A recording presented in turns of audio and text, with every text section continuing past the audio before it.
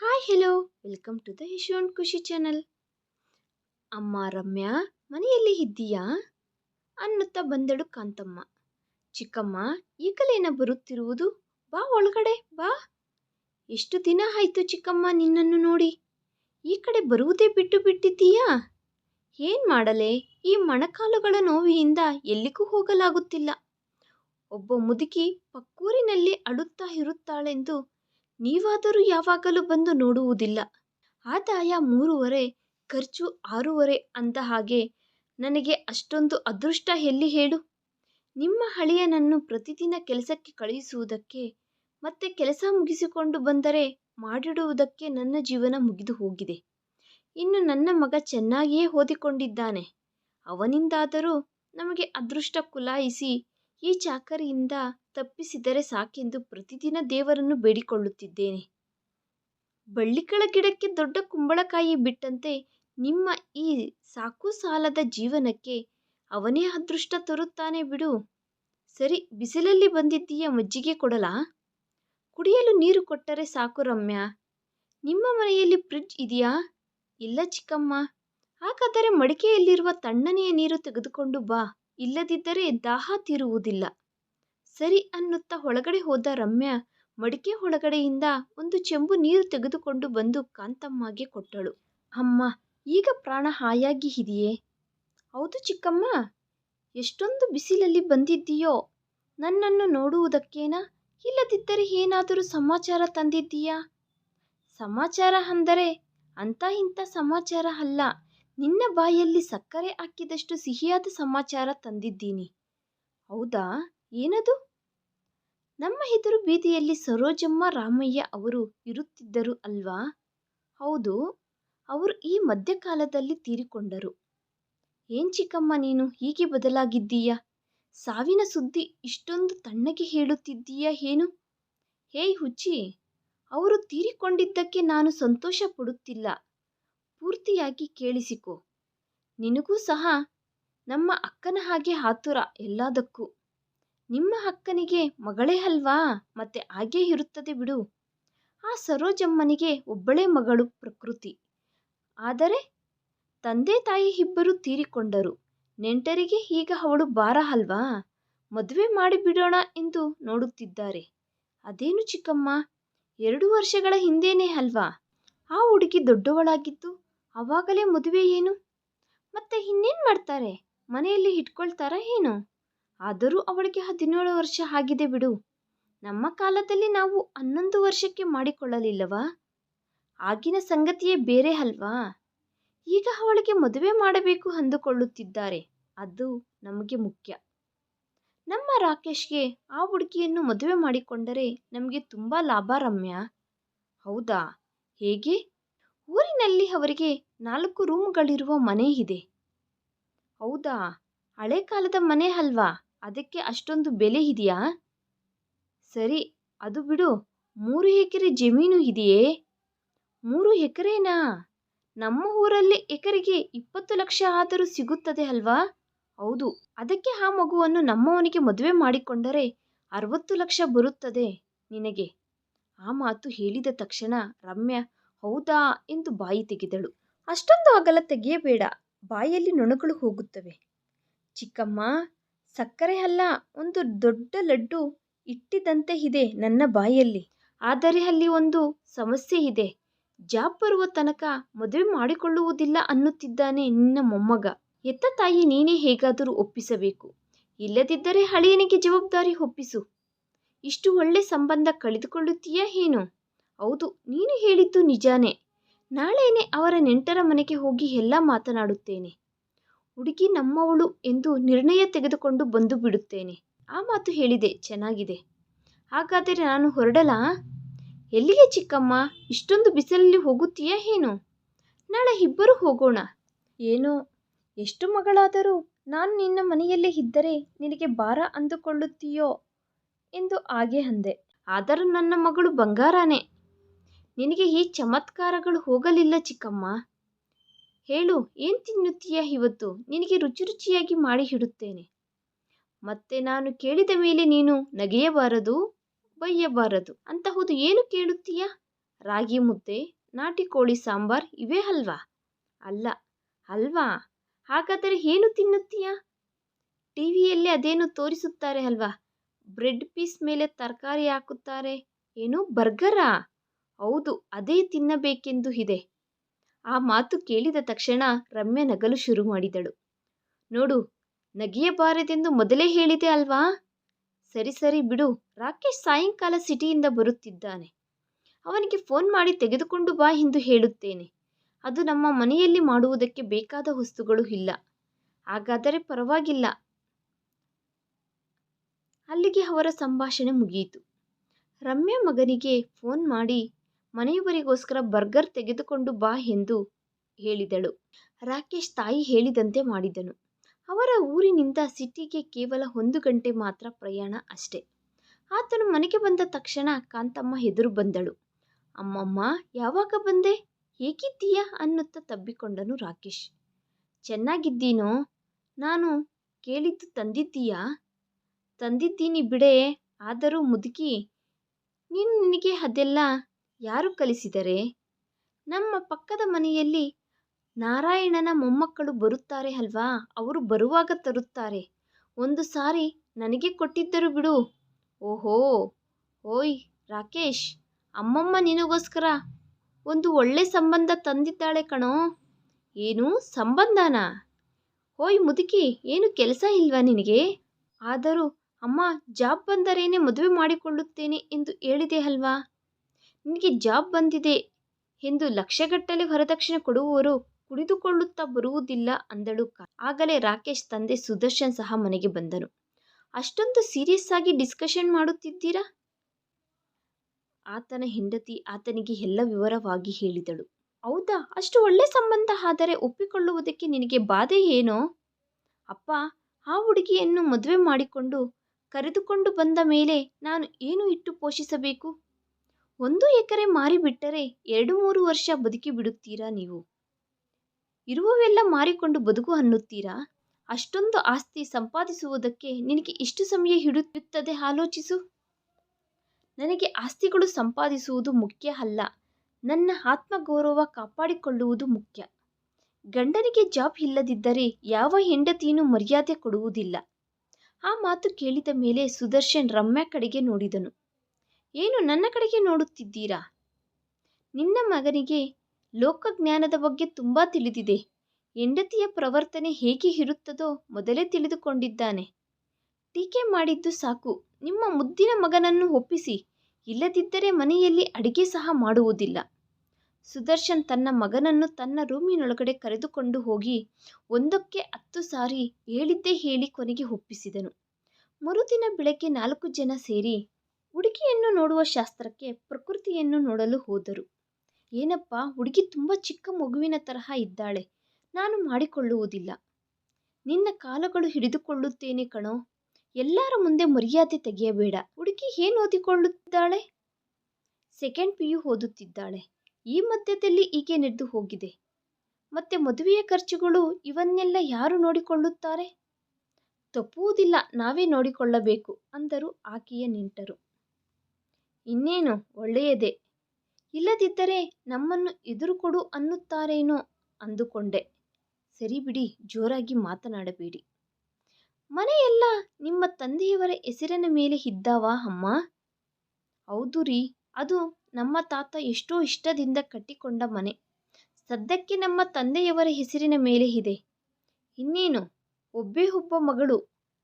ಆದ್ದರಿಂದ ಮನೆ ತೋಟ ಎಲ್ಲ ಇವಳಿಗೆ ಸಿಗುತ್ತದೆ. ಸಂಬಂಧ ಫಿಕ್ಸ್ ಮಾಡಿಬಿಡಿ ಅಂದಳು ರಮ್ಯಾ. ಸರಿ, ಮತ್ತೆ ನಿಶ್ಚಯ ತಾಂಬೂಲಕ್ಕೆ ಇನ್ನೊಂದು ದಿನ ವೇಸ್ಟ್ ಮಾಡುವುದು ಯಾಕೆ? ಈಗಲೇ ಕೊಟ್ಟು ತೆಗೆದುಕೊಂಡರೆ ಚೆನ್ನಾಗಿರುತ್ತದೆ ಅಂದನು ಸುದರ್ಶನ್. ಕೊನೆಗೆ ಹುಡುಗಿಯನ್ನು ನೋಡುವ ಶಾಸ್ತ್ರಕ್ಕೆ ಹೋದವರು ನಿಶ್ಚಿತಾರ್ಥ ಮಾಡಿಕೊಂಡು ಮನೆಗೆ ಬಂದರು. ರಾಕೇಶ್ಗೆ ಆ ಮದುವೆ ಸ್ವಲ್ಪನೂ ಇಷ್ಟ ಇಲ್ಲ. ಆದರೆ ಮದುವೆಗೆ ಒಪ್ಪಿಕೊಳ್ಳದಿದ್ದರೆ ತಂದೆ ತಾಯಿ ಸುಮ್ಮನಿರುವುದಿಲ್ಲ ಎಂದು ಅದಕ್ಕೆ అయిಷ್ಟವಾಗಿಯೇ ಹುಡುಗಿಯ ಕತ್ತಿನಲ್ಲಿ ತಾಳಿ ಕಟ್ಟಿದನು. ಕೊನೆಗೆ ಮದುವೆಯಾಗಿ ಪ್ರಕೃತಿ ರಮ್ಯಾ ಮನೆಯ ಸೊಸೆಯಾಗಿ ಹೆಜ್ಜೆ ಇಟ್ಟಳು. ಮದುವೆಯಾದ ಹೊಸತರಲ್ಲಿ ಅತ್ತೆ ಮಾವ ಇಬ್ಬರು ಸೊಸೆಯನ್ನು ತುಂಬ ಪ್ರೀತಿಯಿಂದ ನೋಡಿಕೊಂಡರು. ಆದರೆ ರಾಕೇಶ್ ಮಾತ್ರ ಆಕೆಗೆ ದೂರವಾಗಿಯೇ ಇದ್ದನು. ಒಂದು 10 ದಿನಗಳು ನೋಡಿದ ನಂತರ ಒಂದು ದಿನ ಪ್ರಕೃತಿ ತನ್ನ ಗಂಡನ ಹತ್ತಿರ, ಏನು ರೀ, ನಿನಗೆ ನನ್ನಿಂದ ಏನಾದರೂ ಸಮಸ್ಯೆನಾ? ಯಾಕೆ ನನ್ನ ಜೊತೆ ಮಾತನಾಡುವುದಿಲ್ಲ? ಯಾವ ಸಮಸ್ಯೆನೂ ಇಲ್ಲ. ನಾನು ಜಾಬ್ಗೋಸ್ಕರ ಪ್ರಯತ್ನ ಮಾಡುತ್ತಿದ್ದೇನೆ. ಆ ಟೆನ್ಷನ್ನಲ್ಲಿ ಇದ್ದೇನೆ ಅಷ್ಟೇ. ಮನೆಯಲ್ಲಿ ಅತ್ತೆ ಮಾವ ನನ್ನನ್ನು ತುಂಬ ಚೆನ್ನಾಗಿ ನೋಡಿಕೊಳ್ಳುತ್ತಿದ್ದಾರೆ. ನಮ್ಮ ತಂದೆ ತಾಯಿಯ ಪ್ರೀತಿಯನ್ನು ಮರೆಸುತ್ತಿದ್ದಾರೆ. ಆದರೆ ಗಂಡನಾಗಿ ನೀವು ಆಧರಿಸಿದಾಗ ತಾನೇ ಈ ಮನೆ ನನ್ನದು ಅನ್ನುವ ಭಾವನೆ ನನಗೆ ಬರುತ್ತದೆ. ನೋಡು, ಇಷ್ಟ ಇಲ್ಲದೆ ಒಬ್ಬ ಹೆಣ್ಣಿನ ಕತ್ತಿನಲ್ಲಿ ತಾಳಿ ಕಟ್ಟಬಹುದು, ಆದರೆ ಸಂಸಾರ ಮಾಡು ಅಂದರೆ ಕಷ್ಟ.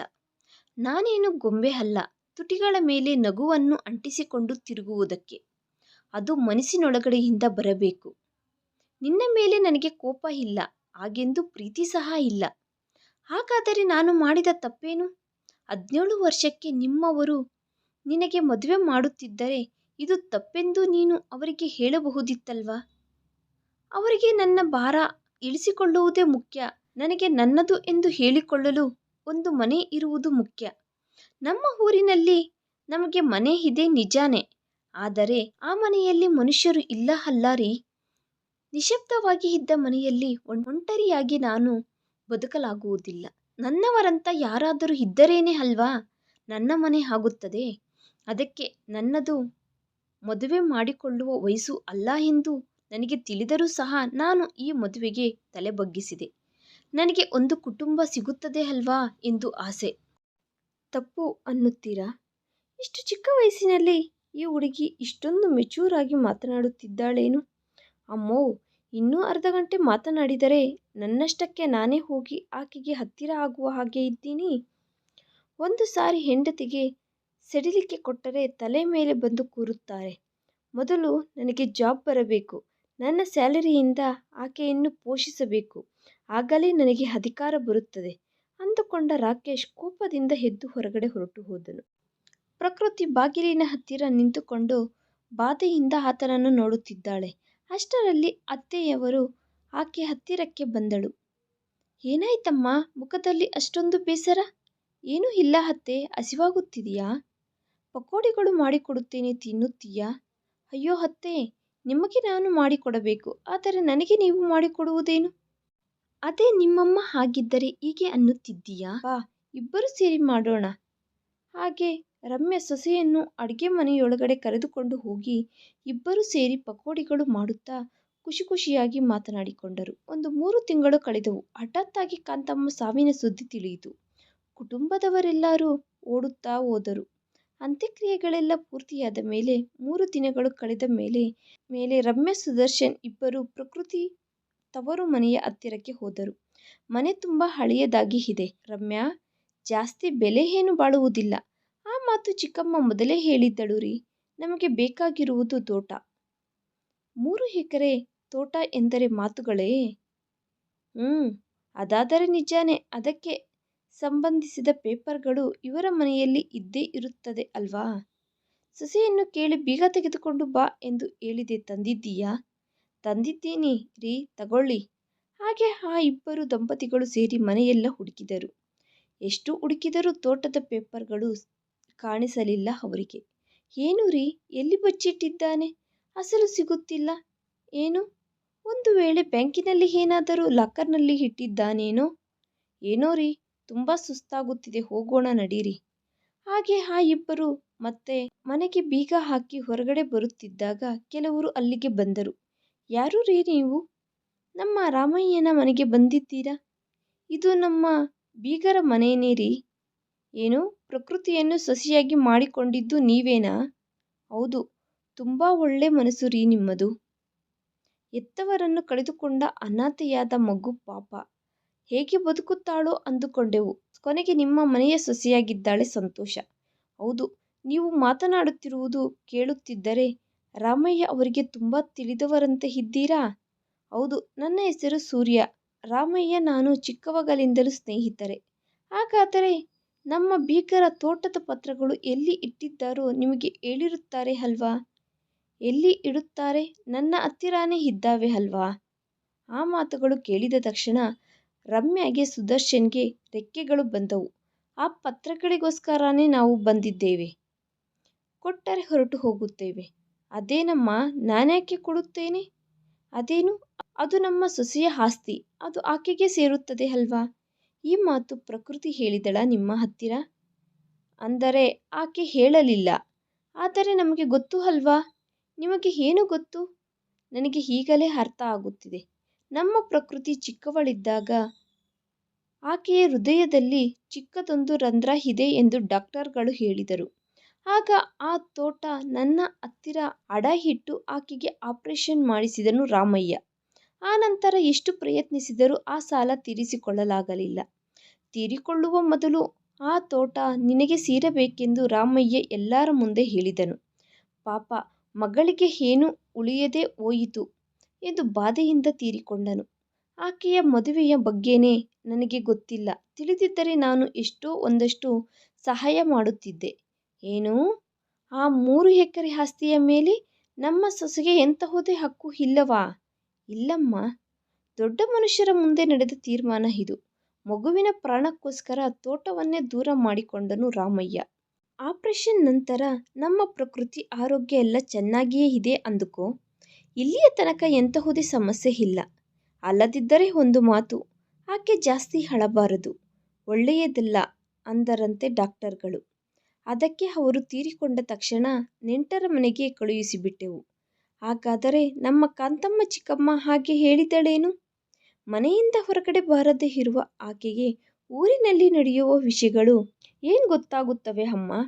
ಅದು ಅಲ್ಲದೆ ಪ್ರಕೃತಿಯ ಹೃದಯದ ಸಮಸ್ಯೆ ಇದೆ ಎಂದು ನನಗೆ ರಾಮಯ್ಯನಿಗೆ ಬಿಟ್ಟರೆ ಈ ಊರಿನಲ್ಲಿ ಬೇರೆಯವರಿಗೆ ಜಾಸ್ತಿ ಗೊತ್ತಿಲ್ಲ ಬಿಡು. ಆ ಮಾತುಗಳು ಕೇಳಿಸಿಕೊಂಡ ಮೇಲೆ ರಮ್ಯಾಗೆ ಕಣ್ಣುಗಳು ತಿರುಗಿದವು. ಸುದರ್ಶನ್ ಆಕೆಯ ಕೈ ಹಿಡಿದುಕೊಂಡು ಅಲ್ಲಿಂದ ಕರೆದುಕೊಂಡು ಹೋಗಿಬಿಟ್ಟನು. ರಮ್ಯಾ ಕೋಪದಿಂದ ತಾಂಡವಾಡುತ್ತಿದ್ದಾಳೆ.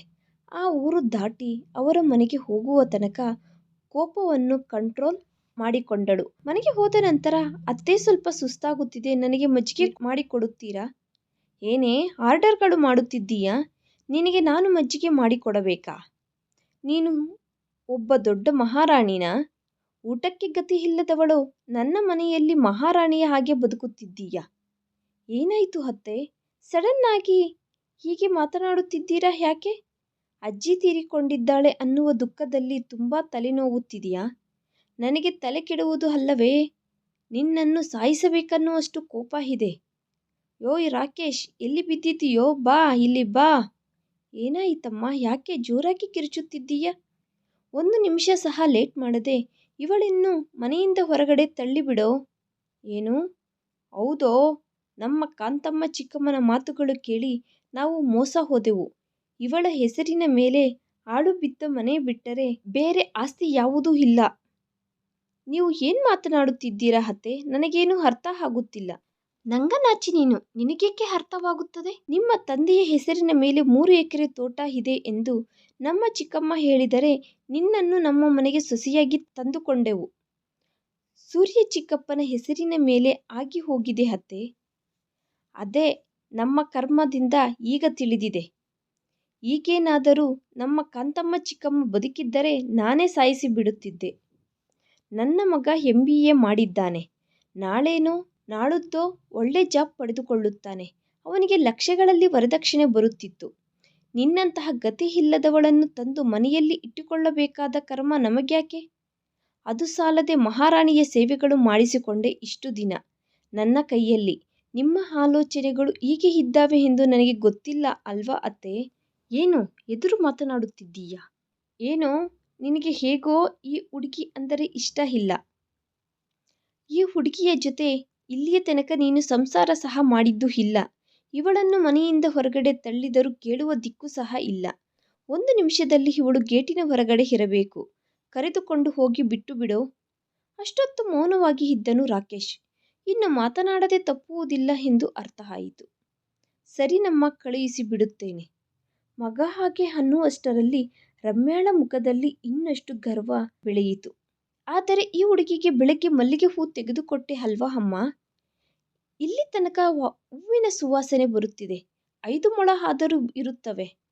ಏನೋ ಏನು ಮಾತನಾಡುತ್ತಿದ್ದೀಯ ಸಂದರ್ಭ ಇಲ್ಲದೆ? ಇದೆಯಮ್ಮ, ಈ ಹುಡುಗಿಯ ತಲೆಯಲ್ಲಿ ಇರುವ ಮಲ್ಲಿಗೆ ಹೂವನ್ನು ನಿನ್ನ ಕೈಯಾರೆ ತೆಗೆದುಬಿಡು.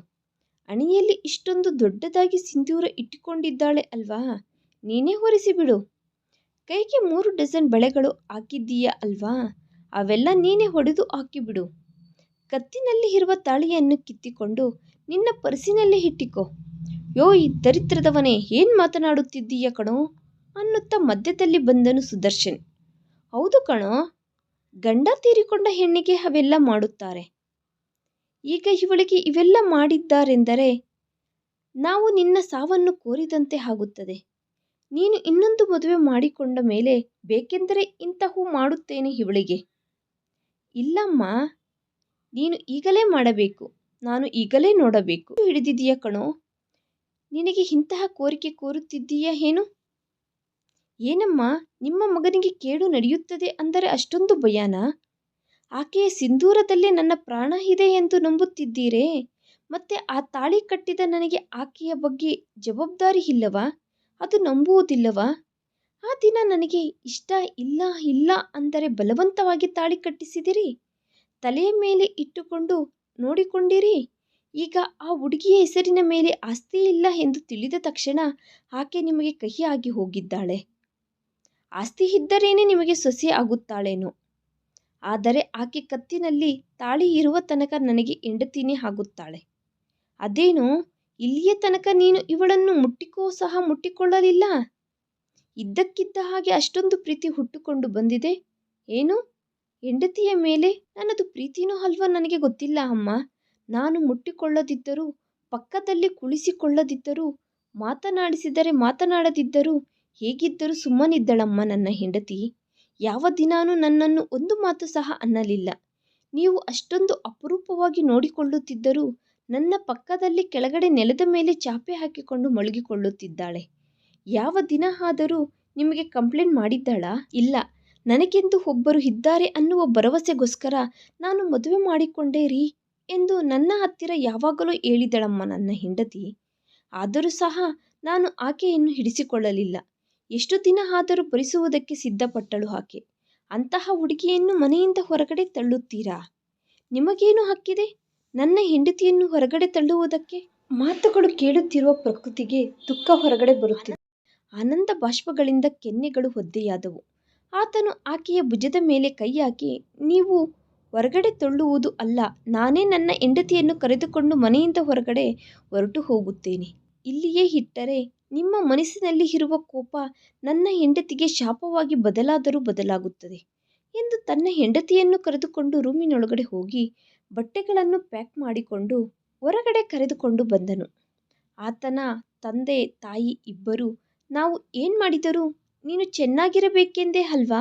ಇವಳಿಂದ ನಿನಗೆ ಏನು ಸಿಗುತ್ತದೆ ಹೇಳು? ಪ್ರಪಂಚದಲ್ಲಿ ಎಷ್ಟೋ ಜನ ಕಟ್ಟುತ್ತಿದ್ದಾರೆ ತಾಳಿ, ಅಷ್ಟು ಮಾತ್ರಕ್ಕೆ ಎಲ್ಲರೂ ಇಂತಹ ಗತಿ ಇಲ್ಲದವರನ್ನು ಮನೆಯಲ್ಲಿ ಇಟ್ಟುಕೊಳ್ಳುತ್ತಿಲ್ಲ.